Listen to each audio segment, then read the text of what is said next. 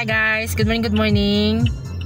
So ayun guys, ang person, driver niya ako ngayon. Tayo'y may outside Infanta na activity. Kung kaya tayo'y babelo ng mga ibang kausap about sa business, no?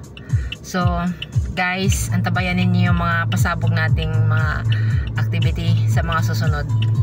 At mga harvest ng ating mga palaya na zero chemicals talaga, no? At mga gulay, ganyan, mga livestock na talagang matindi ang atake.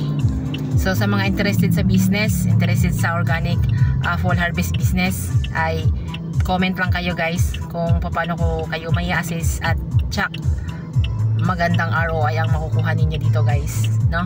So that's it for now guys. Follow for more.